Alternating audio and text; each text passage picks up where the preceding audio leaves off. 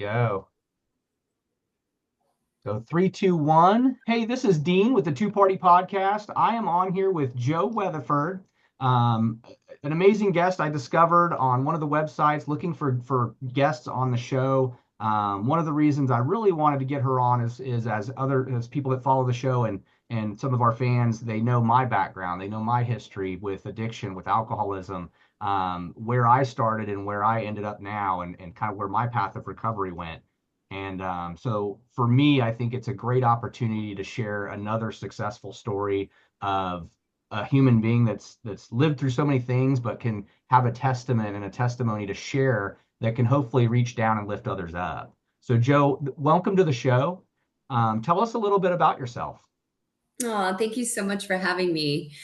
Probably the easiest way to sum it up, I'll just tell you one of my worst moments, and that will sort of paint that picture, and then to where I am now, without going into all the gory details in between. But at the height of my addiction, I'm 23 years old. I'm living in Newport Beach. I'm dating a guy that plays for the Chargers. I'm partying at the Playboy Mansion. I'm a model. I'm shooting in the adult industry for a lot of the different publications. On paper, it seemed like I really had it together, Right, right. and Living the dream that someone that age would want to be living. yeah, I mean, They think, right? right. So, like it seemed glamorous. Yep. And the reality was, I woke up on my kitchen floor. I didn't know what day it was. I didn't know what time it was. And I really wanted to die. And it was beyond just, I don't want to be here anymore. I mean, this was like the first time I shouldn't say the first, one of the first times though, that I was really ready to do something about it. So on So paper, was this just real quick? Was that a feeling you had had previous, or was this just kind of it really just all hit you? yeah, it's a good clarifying question. I mean, honestly, I came into this world kind of with that feeling. I was a Right. weird kid. I had a diary at 4 years old. And I actually found it later. And I mean, I'm at 4 years old writing, like, what is the point? Like, I was Right. very, Things that you're not doing till you're a teenager, right? yeah. I just started at 4 instead of 13, Right. So there was Yeah. something there. So this moment, waking up on that floor, was kind of a big impact. Yeah, and it was one of the moments that I actually scared myself, which my threshold was really high for that. So the fact that I was like, "Uh-oh, I'm really not okay," really shook me. And I remember I called my mom and I said, I need to go to rehab. And so I did. And I stayed sober for a year and a half, which was great Hmm. because it kept me alive. But then started drinking again, then got arrested, then suicide attempts, waking up in mental institutions. Yep. It got really What do they bad. say? Jail, institutions, and death, if I remember correctly. Yes. Yep. Yep. And that was me. And I've worked in the mental health field now for 13 years. And I will Wow. say I was one of the worst alcoholics I have ever met. You were your best patient. And Yes. I look at myself in that aspect. I look at some of the reflection and some of the stuff I do looking in the mirror. And still, I mean, I'm not perfect. I'm still daily dealing with looking in the mirror and saying, hey, I don't like this. I need to work on this. I need to be accountable to myself that this is not who I want to be. And so I'm my own best patient sometimes. Yeah, absolutely. And, it is amazing. People think like, oh, I'm just going to take away the substance and then it's going to be great. But it's like you just took away your one coping mechanism. And now The you only one you've relied on. Yes. all the shit you were running from your whole life is Comes still right there, back. but now you don't have your safety blanket and welcome to Yep. absolute life. And yeah, so that was, I mean, where I come from, where I am today now. I became a university professor. I taught courses on addiction for 12 years at the University of Nevada. I've worked with clients for over 12 years. It's amazing. Like, I love my life. I have healthy relationships. I've never once thought about drinking again. Yeah, I work out all the time. My body's in great shape. I dream something up, I make it happen. It's Right. just, it's, It's it's awesome. I was gonna say it's amazing. So, a little bit about my background is, I want to say 2014, 2013, 14 was kind of a pivotal point in my life. As an addict, I got cut. My son was born in 2008 from a one night stand situation. Was told by that person she's going to have the baby just for the child support. She doesn't care if I'm anywhere around. Had done this to a previous husband and lost the kid due to drugs because of her addictions. So it was really a mess, and in the midst of it I was partying and doing stupid stuff. So at that point I didn't want this kid to come into the world to be that way. So I started slowly making changes right around the time he was born in '08, but I never really took it serious. I ended up getting full custody of him in 2010, still an addict, still an alcoholic. But I was doing the right thing. My path was I had the right direction. I wanted to be the right parent. I wanted to take care of this kid and save him from the addiction world that he was coming from, but I still wasn't there. So it wasn't until about 2013, 14 that me and him up and left Florida. We went across country to Oregon and Washington with some family. I ended up here shortly thereafter, ended up here in Oklahoma from a good friend I haven't spoke with in 20 years brought me out here. Guy that runs a ministry now, just a really good friend I hadn't spoke with in 20 years, made an offer for me and my son to get here and get stable. But it was literally at 2013 where I started looking in the mirror and I was like, I'm not a good father. I, I'm I know it's the drugs. I know it's the alcohol. I can't let it go. Like you said, it was my coping mechanism for many years. It's what held back the poor horrible childhood I had. It was all of the mistakes I had made and damage I had done in relationships, good and bad, friends and personal. And it wasn't really until 2013 I knew I needed to change. My heart started stirring. I knew I wasn't feeling right. I knew the path I was on was going to cause me to lose my son, or I was going to die, and he was going to have to face that reality. And so by about 2014, I had moved here, met my wife, which was through the same friend. And we literally we kind of hit it off right away, but she saw, I mean, I was still drinking. I mean, I was drinking a 24 pack of beer right after work every day. That was my life. And she's like, look, and I don't mind kind of being your friend here. We just met, but the kid needs better. She kind of made that reality more of a echo in the ear, constant, without being naggy about it and not being like, hey, I'm going to turn you in or I'm going to do this. And she showed love, and I Nice. wasn't used to that. And it did finally click that, yes, I need to drop the alcohol. The drugs were already gone at that point. I quit doing drugs probably around 2012, 2013, gave up all drugs, smoking pot, all the other stuff I was using addiction wise on the drug side, but the alcohol wasn't, it was just still there. And finally gave that up in 2014. And it was thanks to her, partially. It was also, again, you can never do something in addiction or anything like that for someone else. It has to be for you. And that's what it finally took is, I was doing this for my son. I was doing this for this new woman I met that was showing me so much love and showing my son love. But I knew in my heart it couldn't be selfish. I couldn't just quit this to jump in a relationship for someone to take care of my kid. It had Right. to be, I genuinely needed to fix myself for a woman who was willing to love me. And that's what Yeah. I did. And I started down that path looking in the mirror, and she was amazed. I mean, I quit smoking cigarettes, I quit drinking, and I did all this kind of cold turkey. And she was like, holy moly, like, are you going to be okay? And yeah, I think I'm going to be all right. But I have a world of emotional hurt and stuff to fix. I have mental issues from all of these years of doing this that I have to work on still. And I Right. think that's the path that you kind of touched on. That's the path we don't most addicts don't recognize until they get into that point. And so for me, it wasn't until about 2015 I realized, holy moly, I have so much baggage. I have so much junk. And if I don't go clearing this closet out and I don't start facing it in the mirror and being accountable to actions I had, I'm going to I may not go back to addiction, but I'm not ever going to be right mentally or be present for my son and my wife. Right.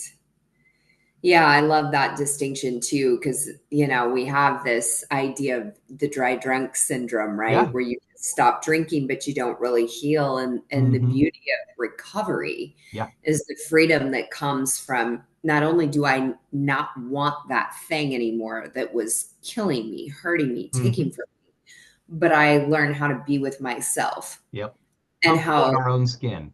Yes, and you're just like, "Oh, this is freedom," because Yeah. addiction is such a cage. It's such a prison. And Yeah. yeah, so that's really beautiful that you just kept moving forward in that and then really doing the work. Yeah, and I think part of it is like you just said, it was the getting comfortable in your own skin. Like I can't even remember forever how long I hated myself. I always said I'd never live to be 30. It was just like I was an adrenaline junkie. I raced cars. I've been in 26 motor vehicle accidents, motorcycles over 100 miles an hour, multiple. I mean, if I was the guy anywhere at any party or any time that if you said it couldn't be done, I'd be like, watch this. I'm going to show you this can be done. And I'd always, Yeah, it'd always end up in some kind of crazy injury or something silly. Um, but it took me a while to realize like it's okay to love myself. It's okay to accept my past, understand it more, take time to understand what these damages or these guilt things and these fear. I had a really good counselor. This was in 2005. Again, like you said, I was in and out of a lot of places. I went through counseling. I was in counseling for 18 years from my childhood on, due to how our childhood was. Some of it stuck, which helped me probably get to where I am now and not be worse off with some of the things I did. But I had one counselor named Mr. Gregg who was in a program down in Daytona, Florida, and he made the most sense. He said something to me one time, and it kind of clicked in my head that the biggest thing with addiction is that we are fear. All addicts fear a world that's so overwhelmingly big that we don't understand it. So the fear of addiction, the fear that comes rooted in addiction, whether it's fear of a failure of a divorce, fear of not being a good parent, fear of I can't function without alcohol and drugs, fear of I'm not good enough to get the good job in the raise. The fears is what he talked about a lot in some of the counseling programs and the meetings we go to with him. And he's like, humans fear this enormous world that we're born into that we don't understand. right. There's so much we just don't understand in this massive universe, and we're born with fear. How we grow and learn to understand that fear can lead us into that addiction, and that addiction driven by fear and guilt and our mistakes. And some of what he taught was just profound to me at that time. And in 2005, it was like this guy gets it. And this guy, mind you, he was a former heroin addict. They found him half dead on a park bench one day, brought him back to life, got him into recovery. To this day, he's clean and sober. The guy used to be a huge businessman in Daytona, owned clubs, everything, and he lost it all. And they Yeah. literally they saved his life on a park bench. And just an amazing guy, turned into a counselor, started doing counseling, drug and treatment programs. That's what he does now. And Yeah. just an amazing guy. I've kept in touch with him over the years. He's just an amazing man. But he taught me a lot on that. And then the other one is there was another guy at that program, Mr. Tom is what we called him, and he taught on relationships. That was his whole thing. He didn't talk about drugs. He didn't talk about alcohol. All the guy preached about was relationships. So as human beings, we some people consider what they do in their daily life and their relationships healthy. He taught the recognition of what is healthy relationships. How do we have relationships before addiction, during addiction, and after addiction? How are these healthy? How are these safe? What did we do to damage them? And how can we move forward not doing the same mistakes in relationships? Yeah, I like that that's a priority. I mean, they always say that that's the number one factor that determines happiness is the quality of our relationships. But yet Mm-hmm. that's something that is not talked about in school, in treatment. And, Yep. that's always an afterthought. So, yeah, that's really beautiful. And, that fear and the overwhelm and all of it, like as you were describing that, that's one of the things in sobriety that I love so much is the acceptance Mm-hmm. and the lowering of expectations. It's like, yeah, you may not get that job. That job isn't for you. You Yeah. are going to be a shitty parent once in a while. And you know what? When you are, you Own come it. back to the table Yep. and you clean it up and you do it right. And that too is a gift and a lesson that is precious. You will maybe get divorced. I got divorced Yeah. when I was 11 years sober. I'm still in court. It's been a Right. 3-year nightmare process. Yeah. And it's like, okay, and this is also making me stronger, showing me who I am, allowing me to finally stand up for myself, something I never did Yeah. before. I would always just roll over. Like I'm getting to learn how strong and resilient You I are. Yeah. truly am. And so that's the difference. Before, you just go, ah, and you just freeze, right? Yeah. Because it's just so many things. And then you're like, okay, everything's figure outable, and I'm just going to put one foot in Hmm. front of the other. And the other thing that you hit on earlier that I think is really important is the shame, is Yeah. because shame really is one of the biggest catalysts for Hmm. addiction. And it's like, you know, why are you ashamed? Because of what I did when I was drinking. Well, why are you drinking? Because I'm ashamed. And it becomes this Yes. loop. And, if you're really terrified of a big world, become an addict, because your world gets real small. And the Hmm. only thing that matters is you and that drug Yep. and the addiction, whether it's, Correct. to people, to shopping, to, it doesn't matter, fill in the blank, whatever your escapism is. Now all of a sudden your world is like almost controllable, and it's Right. almost, as chaotic as it is, it's very predictable, Hmm. because you know exactly what all your days look like. It's like Yeah. this really crazy way to try to trick yourself. Stability. I mean, like I said, when my friend offered us to move here to Oklahoma, I was living in Oregon, taking care of 85 head of horses on the side of a mountain in Looking Glass Valley, Roseburg, for a lady whose husband had had a stroke and was being taken care of to die at home. And that me and my son went from Florida, homeless, literally just got custody, all the way to Oregon, taking care of horses on a ranch. And I was up at 5 a.m. and not getting back in the house till 9. My son was just sitting in there with my mom came out there at one point. So he was in the house the entire days. So the whole 8 month period we were out there, never interacted with us like me in general. I was working. I'd come home every once in a while. I'd get a break. I'd be able to come to the house for lunch. Again, I recognize this isn't healthy. And when my friend said, "Hey, why don't you come out here to Oklahoma? There's work here." He goes, "I'll get you guys a place. If you want to come here, I'll get you a place." He said, "There's only one stipulation. I'll pay for it. I'll get you in it first, last month rent, the whole nine." He goes, "The only stipulation I ask is if you do move here, you and your son have to stay here for an entire year." He said, "I want you to get your son stable." He said, "That's Yeah. it." This is a guy who I hadn't spoke with since high school, 20 plus years, and he recognized it, from the outside, something I knew, but I wasn't able to change at the moment. And he goes, "Your son needs stability, right? Addicts, stability." Like you just said, when I came out of addiction, it was amazing when I started putting the pieces back together. And I was fortunate to have my wife who was patient and helped me put those pieces together. She's very stable. She's very 3 months in advance plan everything. She's like that. But it for me to get my life back like that stable, not just for my son, but for me, coming from addiction and alcoholism where everything was spontaneous, everything was chaotic, everything was destructive, to go to like, okay, now, like you said, I know what to expect each day with my life. I Yeah. get up at 4 a.m. I'm in my home gym for an hour or two working out before I even go to work. Then I go to work. I work in the senior industry, helping elderly and seniors. And that's what I enjoy now. I mean, I've been in that industry about 2.5 years now. Love it. I love helping everybody's grandma and grandpa. It's like they help me get through the day.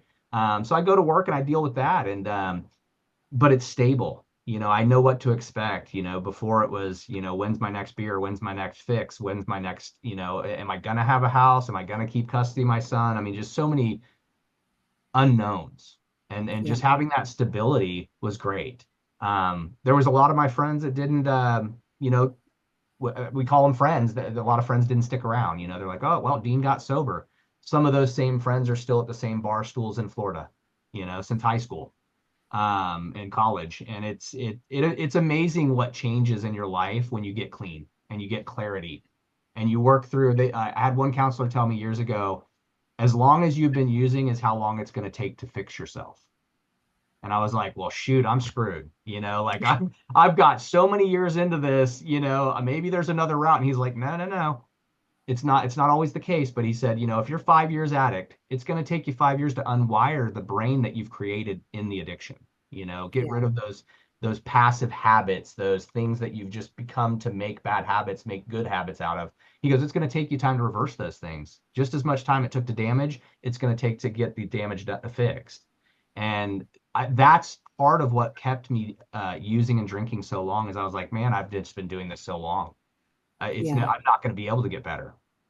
And I did. And I was like, it was amazing when I first couple years started getting more and more clarity. I felt better. Like you just said, when we started, cleaner, healthier. I started working out again. I started eating right.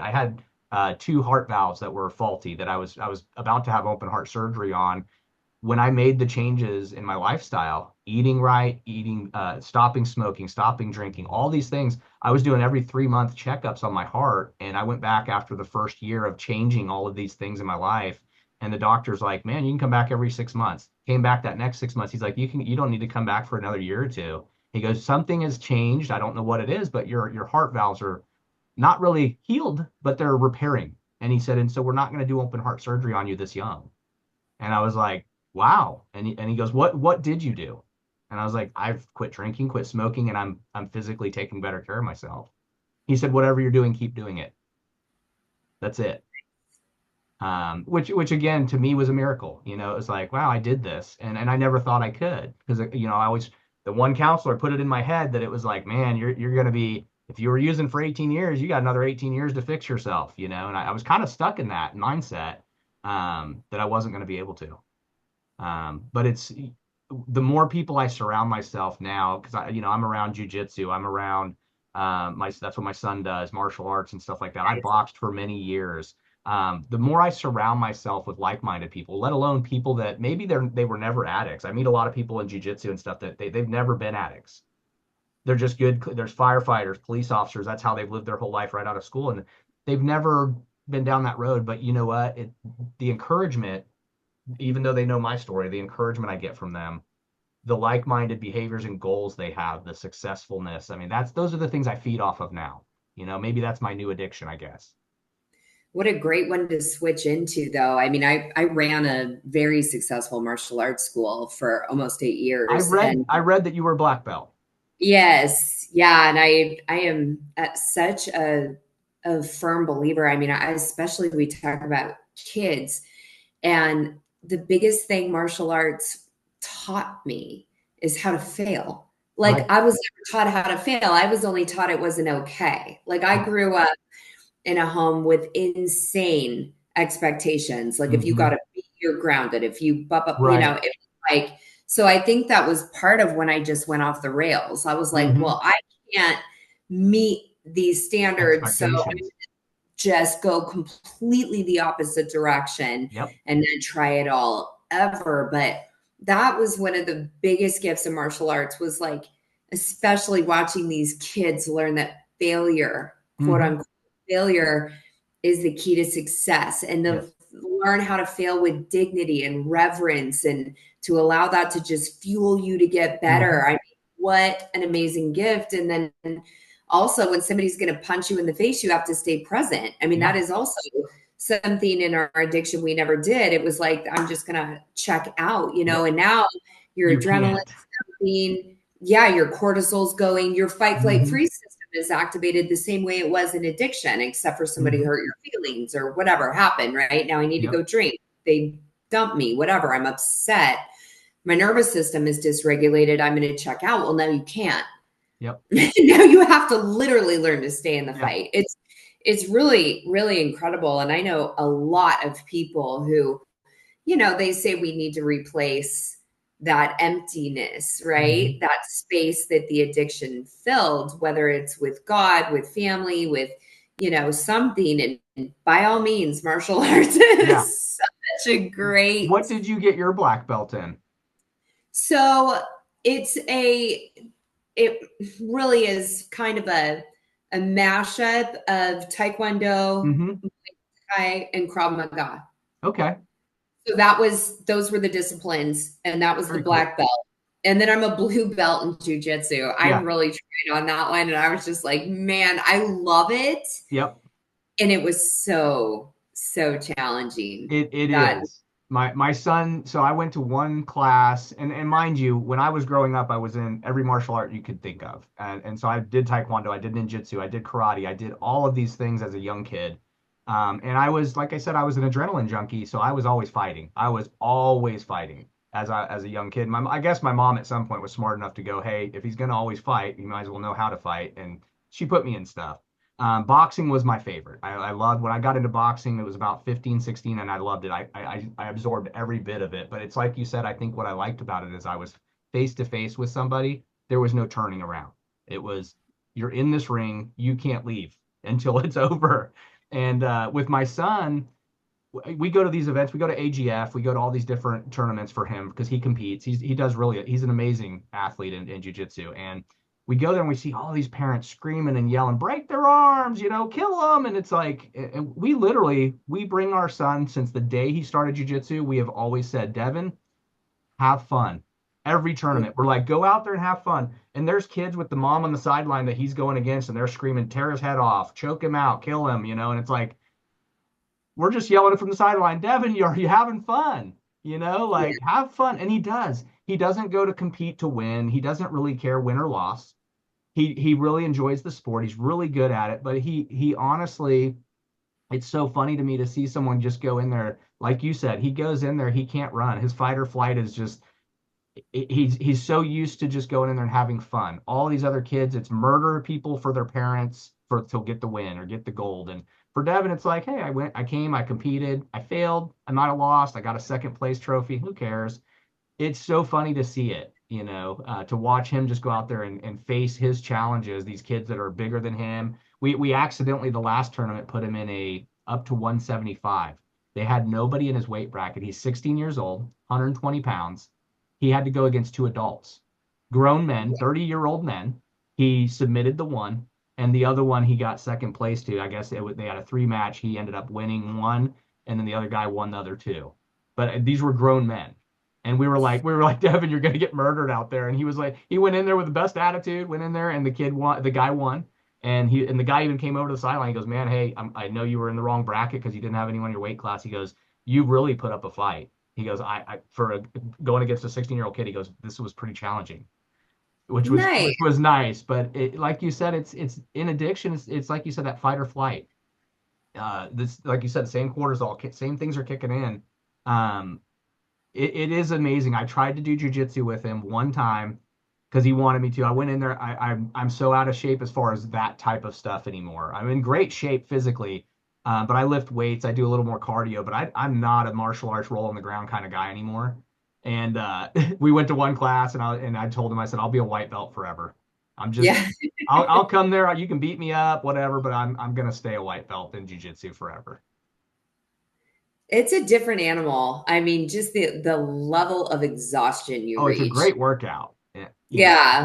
You do learn what was cool is I learned, you learn a lot of the when people are choking you out and stuff like that. I mean, that fear that some people get, and even in addiction, those fears, um, people don't really know how to react when they can't breathe.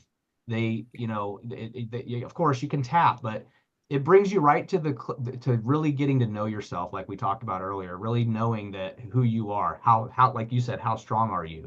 Like you learn those things through these new challenges. Um, and it's amazing. And even through recovery, it's the same thing. You learn so much about yourself, your strengths, things you didn't know you had in you.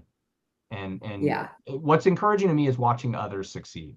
That's kind of what Two Party Podcast. It's kind of what we've done. We've we've had a lot of guests on, and at the end of the show, we always ask, what got you where you are, as far as like, what was your hardest part in life? How did you get through it?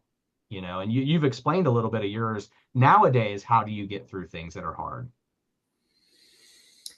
I certainly have my tools. I think it's kind of like I'll use the self-defense analogy, right? Yep. Because, for example, Krav Maga, that is if you were attacked, somebody grabbed you, Hmm. choked you, it's how do you use your elbows? How do you break free? How do you hit Yeah. groins? How do whatever. But that shit better be automatic. Hmm. If somebody grabs you, your body better just know what to Yep. do, right? So what they'll tell you though, and I believe this when it comes to emotional intelligence as well, is don't put yourself in the situation. Don't Yeah. walk down that street. Yep. Don't wear your headphones. Don't look down, right? Like be I think up, be all aware. martial arts teaches that, right? It's a Right. self-defense. Part of that defense is not putting yourself in that situation. Don't be in it. And Yep. so prevention is really the best medicine, right? Hmm. So for me, a lot of it is I have my daily meditation practice. I move my body every day, whether that's at Orange Theory or like Hmm. I just went for a 4 mile hike. I get out in nature. I surround myself with people that are really positive, that love me, that care about me, that Hmm. are rooting for me, Yeah. my intimate relationship. My partner is my biggest cheerleader. We're not adversaries. I'm That's not it. coming home dealing with him. It's like, Yeah. no, that's my bud. We're gonna hang out. Like he makes my life easier and Yes. better, right? Yes. So I have a lot of friends that lift me up and a lot of passions that I enjoy. I do meaningful work. So it's like all those things are in place so that when it gets hard, which it does, whether Yep. it's legal issues I'm still dealing with Hmm. with my ex or lifes, right? Right. In those moments, I've learned to just get still and just Hmm. be with it. And my first thing is to like feel it and then Yep. to get really present with it. So, like, where is it in my body? And a lot of times mine is in my gut, it's in my power center. Sometimes it's in my throat, my Hmm. voice. But I just notice where it is. And then I get curious about it. Like, what are you here to show me? Right. When you have a really painful emotion, it's like it may not, it feels real, but is it true? Because Right. it's important that we don't tell stories around it that are going to make the thing worse. It's like Yes. it's not the first arrow that kills you, it's the second. And the second Hmm. is your stories about how I'll never get through this. This always Right. happens to me. And a lot of us who are addicts, we have to really watch that victim martyr mindset because Mhm. that's who we were in our addiction. So that energetic programming lives in us. Yeah. So I get really intentional too about radical responsibility over myself. I cannot control what is happening outside of me. I cannot Hmm. control what my ex-husband is doing in court, any of that. But my responsibility, the stories I tell about who and what I am, my faith in God and in myself, I Hmm. am responsible for, and my actions to not roll in the mud with swine. You know what I mean? Like I'm Right. Right. responsible for all. Yeah. And a lot of time the swine is my own mind, Yes. The And stinking so, thinking, as they say. oh my Yeah. God, it can be relentless, right? But the biggest trap, I think, for so many of us is this shouldn't have happened to me. Right. You know, that martyr energy. And it's like you cannot make space for that. The second you witness it Yep. and become the observer of that energy, it's like, nope, that's not true. We are 100% in control. Yeah. I am responsible. What do I want to do with this? Yeah. How can I And how can I receive this? Yeah.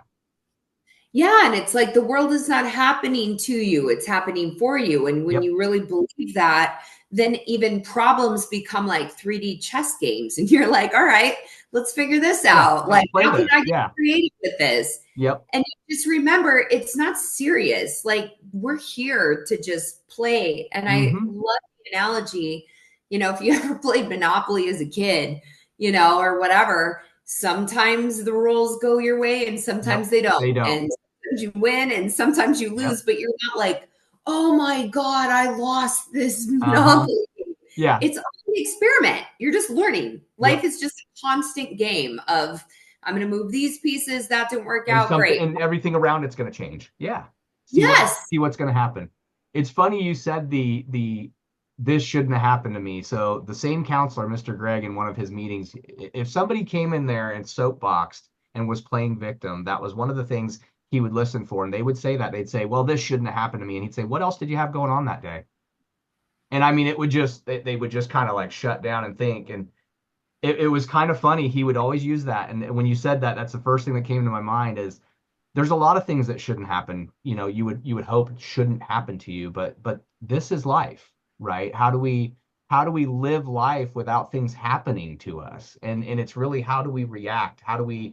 What do we do when we do have bad situations come up in life? It's how do we react? It's like you said, I don't have control over everyone around me. If my boss is yelling at me or this person's yelling at me, I have choices I can make.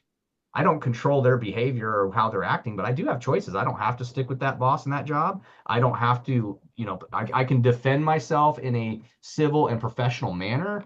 I have choices, but the thing to again, to be like, it shouldn't have happened to me. Well, I had a pretty rough childhood. It shouldn't have happened to me. It did.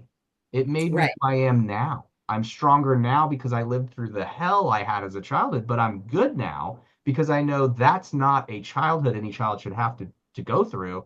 So I recognize that, and I don't do that with my son, which was the track we were headed down.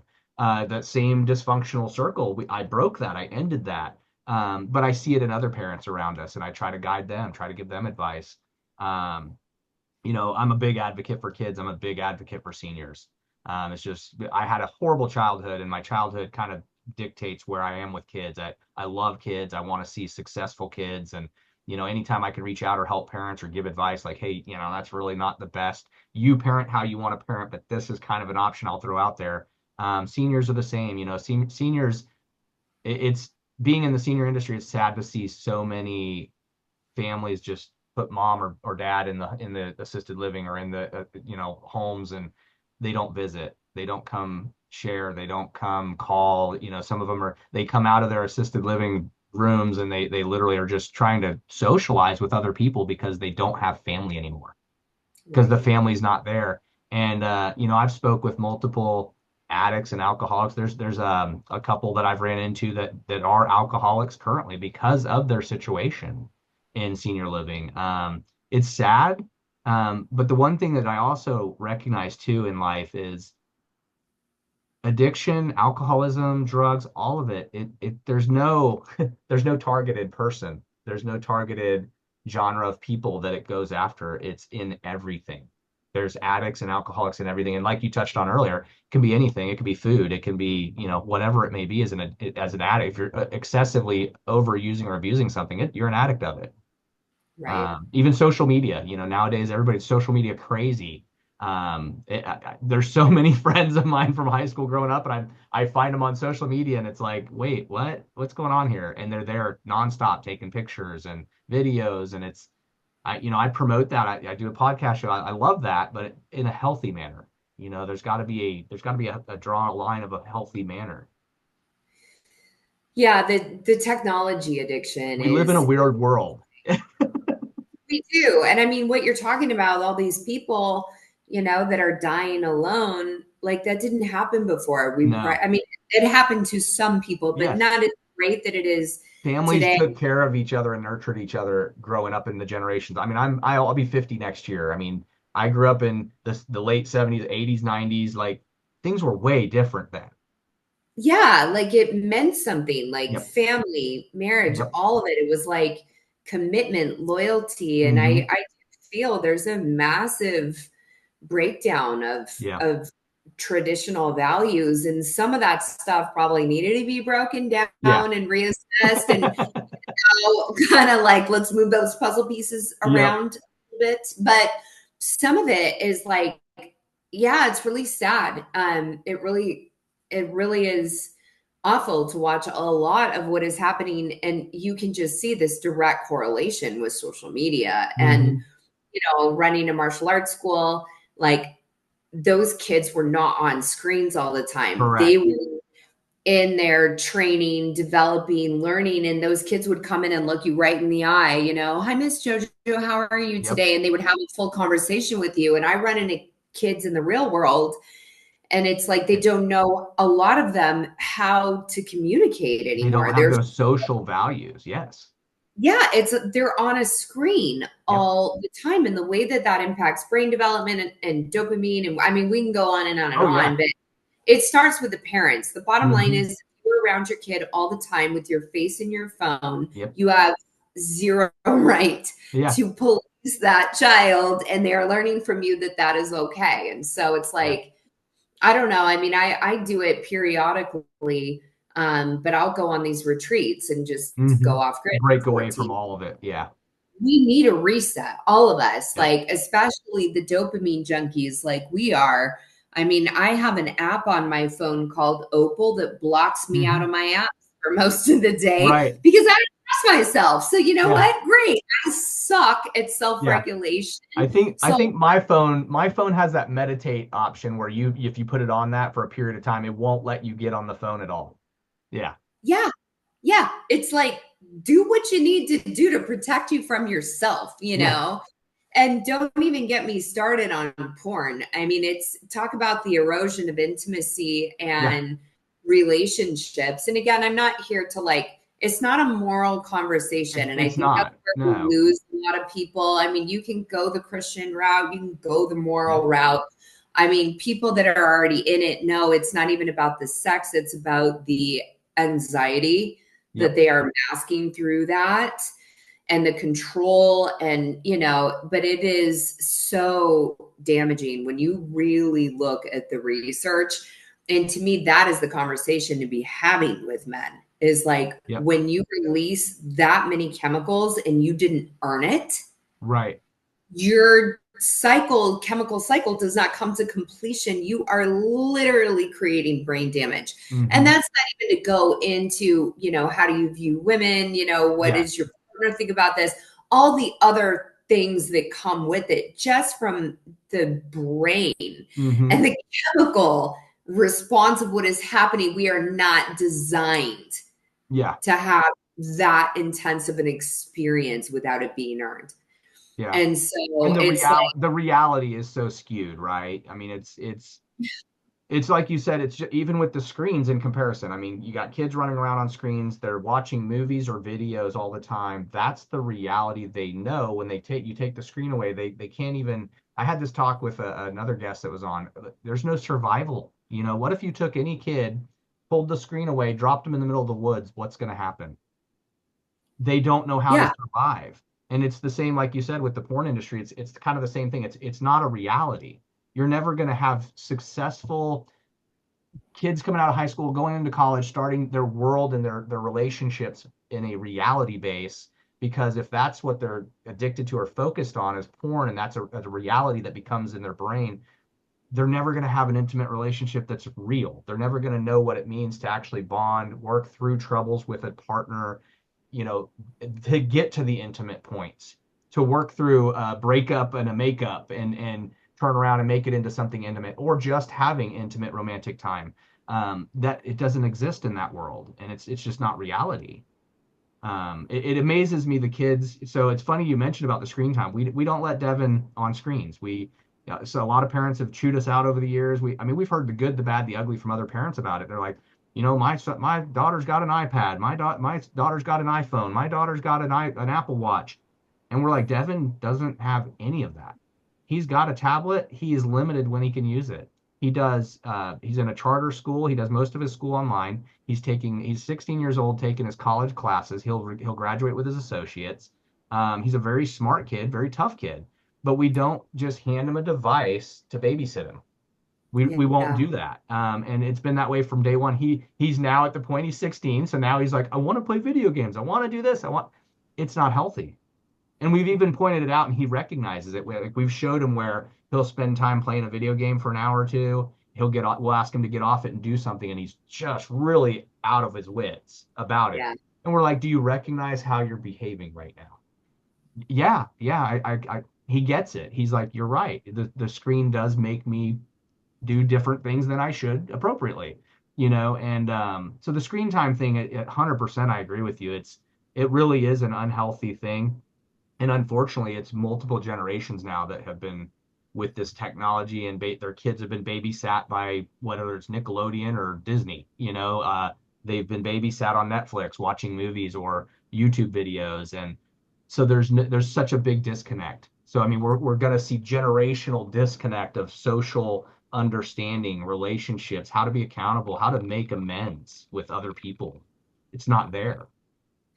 Well, and just to highlight, one of the most important skills we can ever have that you touched on is that creative free play. I mean, you put a Hmm. kid out in the woods, it's like, yeah, survive, but also entertain yourself, figure it Yeah. out, like get creative. And the number one way to get yourself out of trauma is creativity. If the Hmm. brain is tapped into creativity, you are not in a trauma loop or response. So, Right. like, creativity and that self reliance and that independence of, you're bored, great, go do something, go make something, go create something, Hmm. that is such an important skill that we have lost, because it's Yep. like, okay, the thing I'm going to create is I'm going to press play on this screen, Hmm. with And again, the dopamine that gets Yeah. dumped into I see 3-year-olds with their iPad, and this is not to judge any parent Right. whatsoever. Yeah. And that's I, how we are. We're like, we're not judging. We just see it's yeah, unhealthy. I mean, you just know what's happening, and I am so grateful that I grew up without social media. I Yeah. was 23 when Facebook and MySpace Oh, and that like all stuff that kind of started. stuff came on the scene. But that, I taught college classes for 12 years, and I taught students that wanted to become therapists. So my Mhm. class was experiential, and we did therapy in the class. That's Right. how they learn how to do therapy is we Yeah. do real life examples and the bullying that comes from social media and Hmm. the outsourcing of power, where now the world tells me if I'm okay. We all had that a little bit. You walk Yep. down the hallway in high school and it's like, do you have the Letterman's jacket on? Are Right. you dating somebody popular? We Are you had in these, the in crowd? Yeah. yeah, like we kind of knew our standing, right? Yep. But there was also an internal sense of self Hmm. that social media has completely hijacked. Now it's like, what does the world think about Yeah. me? What is the expectation? I mean, it's It's the like, trends. Like everything has a trend now. So like, now it's this new dance on TikTok or this new dance over here, and everyone has to do the same thing. There's no originality. yeah, The individual, like you said, being creative, being an individual, knowing, I'm talented at a lot of things. I'm not talented at a lot of things, but the things yeah, I'm talented in, those are the things I want to exploit in myself and get those out there and utilize those. My wife she's very good at art. She's an amazing artist. She paints. She does every kind of art you can imagine she can do. And she critiques herself really bad, but she's really good at it. And it's there's just no uniqueness. You can get on social media, everyone's doing the same dance. They started, what was it, the ice bucket challenge. Everyone had to do the ice bucket challenge. It's like, and that's cool, it's for a great cause, but getting back to individuals, we all have talents, we all have these strengths, and I think we've lost a lot of that. Like you said, I mean, everyone's tapped into the same thing. Their brains are kind of doing the same thing, causing this brain damage, this trauma that's preventing people from being unique, being individuals, that self-worth that, you don't see and get that from social media. That's something that has to be earned in the real world. well, and the aspect of comparison too. I mean, I think as we get older, we get sober, we do our work, we start to understand that other people are meant to be a source of inspiration. When I see somebody Hmm. doing quote unquote better than me, I'm like, I want to learn from that person. I Yeah, don't feel bad about myself. I'm not like, oh, I'm a piece of crap because this person is has better. built Yeah, bigger coaching business yeah. or has more followers or I mean just When what. we grew up, there was role models. You, Yeah, I'm you like, had role models. okay, Yeah. am I jealous? Cool. I want what they have. What Yep. is that? Let me figure out how to go get it. But that's a very healthy Hmm. mindset that's been cultivated over so many years where I just think about a 13-year-old kid that is like looking at this life that is, again, I'll just go back. Here I am, this Playboy model dating an NFL player. Yeah, I wanted to kill myself, Hmm. So I mean, we just can't make assumptions about people's lives when we're Hmm. seeing their highlight reels. I Right. mean, I have a lot of friends that are very famous influencers, Yeah. and they'll be like, yeah, right before we took that photo where we're on our vacation in Bali, we look like the happiest couple. We were about to get divorced, Right. Yeah. It's just, It's very real. Yeah. well, and with the filters and with the shit, it's just like, talk about body Uh-huh. image Yeah. issues. And even during COVID, everybody went online, right? And Yep. I'm talking about adults now primarily, although I'm sure this happened to kids. And you're seeing yourself all the time through this Hmm. distorted camera. Yeah. Plastic surgery like skyrocketed Oh, because all of a yeah. sudden everybody's looking at their face all the time going, oh, I need to fix this, I need to fix that. Probably caused more. What is it? And you probably know better than I do. Off the top of my head, I can't think of it. Is it body agor? What is it when? Dysmorphia. That's what I was thinking of. And that's a good point. I never thought of that. I mean, during COVID, yes, everybody was looking at themselves more on cameras. They were doing more live videos, Teams, whatever it may be, Zoom. Yeah, I mean, I'm sure that increased mental health on that aspect probably increased. Um, it's just it's so odd to me, like you said, even the other day I was having a conversation with one of my coworkers, and it's his daughter in high school has a friend who has reached the $1 million level on social media. She's in high school. She's a millionaire. And the family's all like, "Oh, cool, she did this," but they're also the parents are also like they've allowed it, but then now they're like, we see it's so unhealthy and now we want to cut it off, and they can't. Yeah, you cannot How do turn you that. stop a crazy child who has unlimited money? How do you just cut that off? You can't. She's going to create a new account. She's going to run away from home. She's going to go get herself out of this parental unit of the household with her money. She's going to hire an attorney to do so. So they're battling. Like, yeah, isn't it crazy to even think? But we were Nuts. talking about the other day, and they're like, the lady I was talking to was like, yeah, it's my friend's, daughter, and she just hit the $1 million status on her social media, and we were just in shock, and we were discussing. I was like, man, when I was in high school, that I wasn't even, probably should have been, but I wasn't. I mean, I started my first business at like 16. I took over one of my dad's businesses at 16. It was successful, and I ran it, but it was a different mindset. I wasn't at that age, I wasn't trying to be the millionaire. I mean, we all talked about it like, oh, wouldn't it be cool if we had $1 million? But I wasn't trying to be a millionaire in high school. Right. I was living my life. I was socializing. I was getting experiences that I needed, to grow to be a better person and adult. Some of them didn't work out so well, but here I am, right? But it was in shock. I'm like, dude, I know someone in my community that is in high school making $1 million a month. A month. This is a It's just high school girl. There's no very need. There's no different. need. The parents could be set for life just managing that. And then by the Right. time she turns 18 and runs away with it because it's her money, their life changes. But there's so many unhealthy dynamics to that. I mean, I'm proud of the girl for getting there, but at the same time, it's like, wow. And the parents, like I said, the parents thought this was just a thing. And then it started working, and she was earning money. And then now they recognize this was such a bad decision we made. Yeah. And that's the thing to remember. There And is you a can't put it back consequence in the to bottle everything. now. Yeah, you can't No. put it back in the bottle. It's out. Wow. So Unbelievable. it's a weird world. I mean, I love technology. I'm a computer engineer. I went to school for that. I love computers and technology, but I think it's really messed up.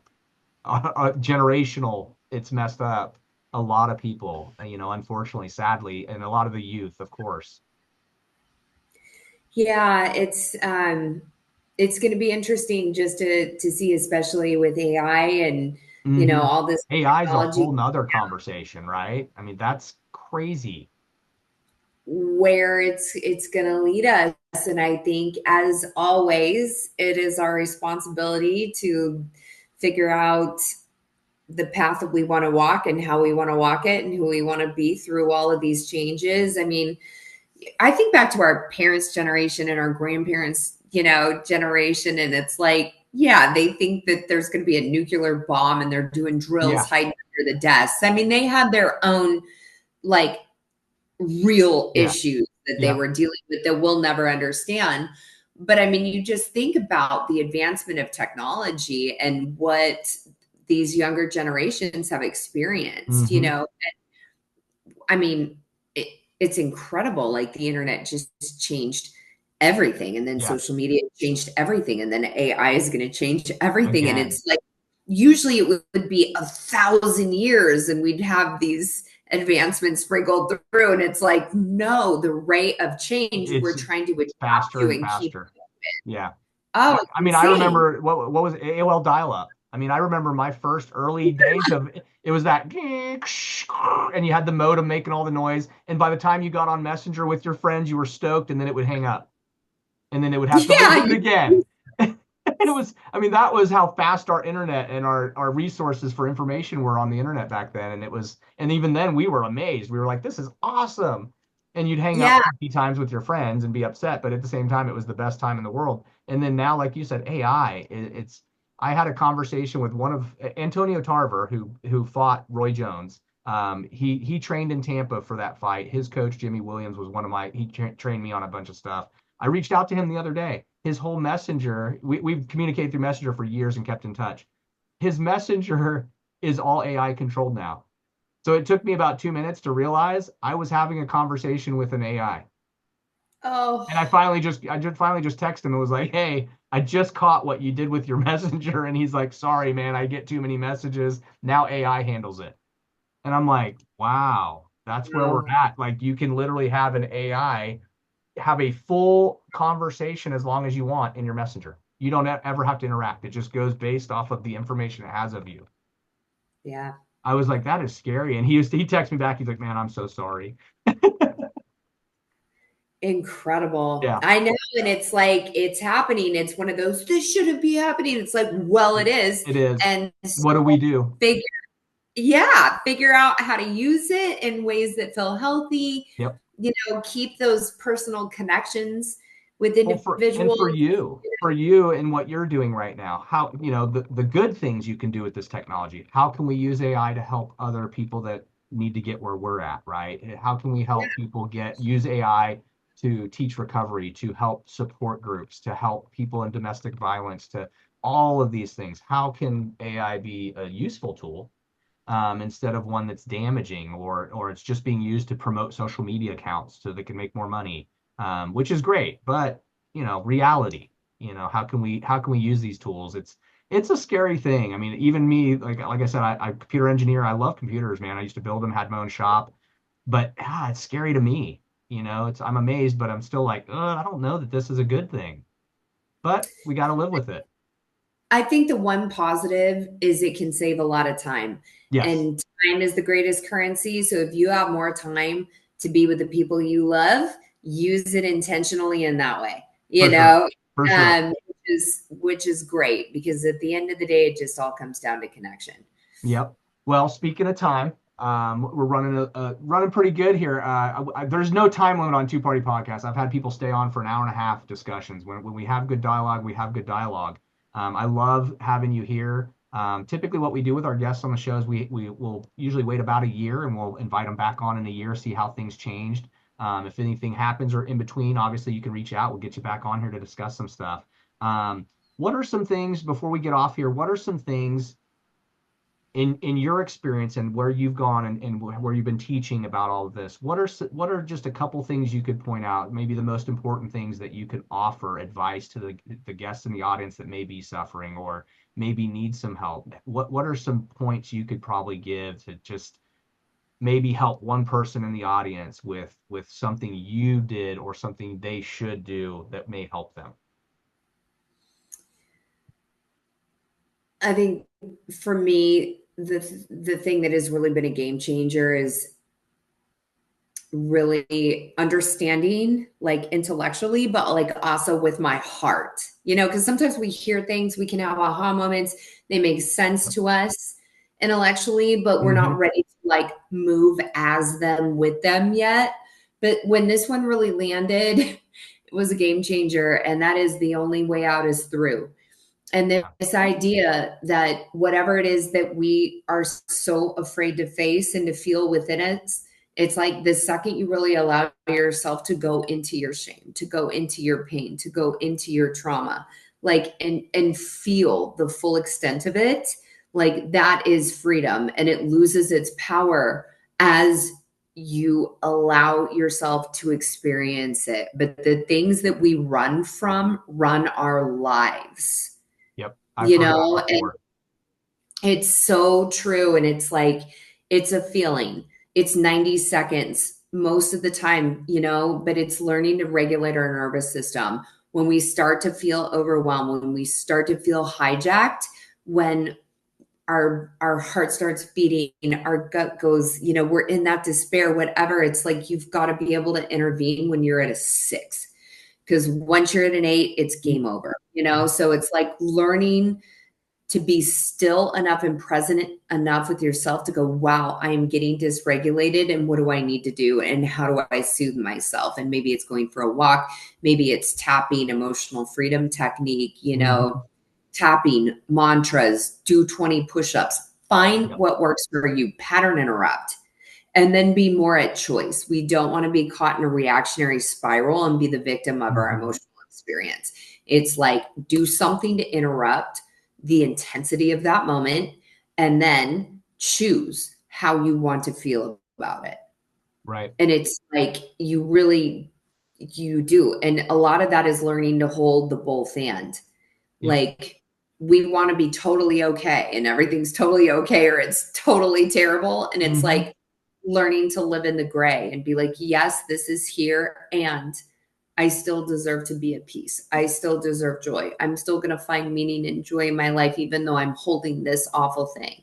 Yep. And I'm not going to let the stories that I'm telling about this thing ruin my experience. I mean, one of the things I will go to when I'm really in it is like, if I died tonight, did I live this day in a way that honors my soul? And Hmm. it's like, no, when I'm sitting here just freaking out, like telling stories that haven't happened, letting my anxiety win. Yep. No, that's not my truth. This isn't who I am. Like, I want to honor this precious gift of my life. And I choose to show up even though these things are here. So it's like the only way out is through. Deal with your shit, face Yep. it, feel it. Like you will be so much better for it. I love it. I love it. Thank you so much for sharing that with us and for sharing, about yourself and some of the things that you think about and some of the things you've lived through and how you've got there. I appreciate you being on the show today, and I look forward to having you back. I think you've shared a lot of good information, and these are topics that I can talk about forever. I love discussing recovery. I love discussing how people have overcame. I mean, I think that's the biggest thing for me is when I see people overcome. I don't know if I'm more excited for them than they are when I see people just get above and beyond the things that are challenging them. So I appreciate having you here, and I hope to have you back soon. Yes, thank you so much. I really appreciate it. For sure. Have a great day. You too.